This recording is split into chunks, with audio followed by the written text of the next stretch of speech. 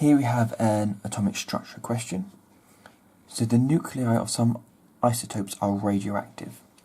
Which of the following statements could apply to a radioactive nucleus?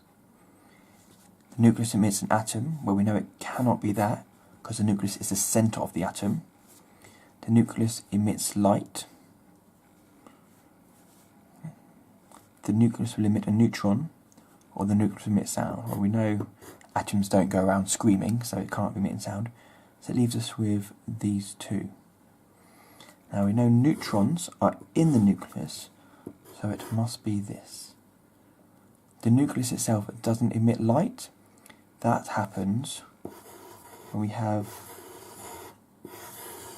our nucleus, and we have an electron moving from one shell to a lower shell. That's when light is emitted.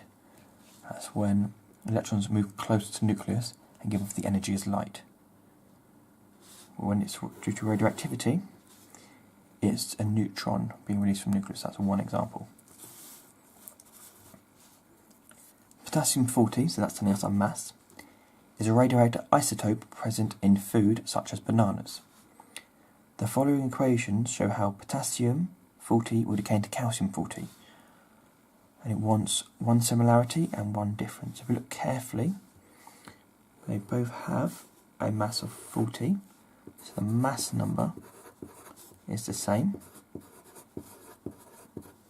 Here we have 19 protons, here we have 20 protons. So the number of protons is the difference. The activity of a sample of potassium-40 is measured 3 times, and we always like to do 3 times so we can work out a mean and to work out if there's any anomalies. So we've got 4,906 becquerel, 4,956 becquerel, and 4,889 becquerel. Which of the following statements explains why the readings are different? And there is a key reason for this. It could be that decay is constant. Well, if it was constant, they'd all be the same, so it cannot be that. That it's hazardous. Well, the numbers don't tell us that it's a hazard. Or that it's random. Now, key thing you should know is that radioactive decay is a random process. We don't know when a decay is going to happen or which nuclei will decay. It's a completely random process. Okay. Here we have a graph of a decay. So the figure below shows how the activity of a sample of potassium-40 changes over time. So we have our time at the bottom and our mass on the y-axis. Use the figure to determine the half-life. So we look at the top here, it starts here. So that's our original count at time 0.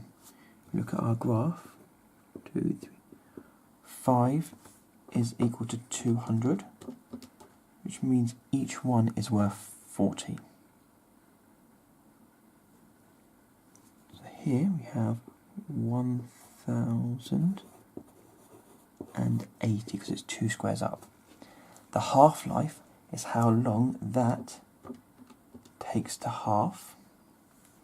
So it's 1080, so that would half to 540. So 540 would be here, so we've got 400, 440, 480, 520, 560, so it's halfway through. And if we use a ruler, we do a nice straight line going from our 540 mark to our line, and then from that we can follow it downwards.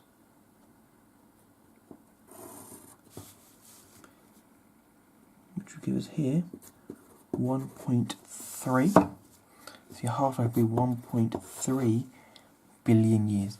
Make sure you are showing your working out, so draw your lines on your graph. When food is eaten, some of the radiation the food emits is detectable outside the body. Which type would not be detectable outside the body. So here, it's saying we have some sort of radiation inside the body. Some of it will come out, some of it will not. So this is testing your knowledge about the penetration power of each one. So gamma is the mostly penetrating, so it's high penetrating. Beta is moderate, and gamma is weakly. Sorry, alpha is weakly. Alpha gets stopped by skin, so it's definitely not going to be able to come through the human body.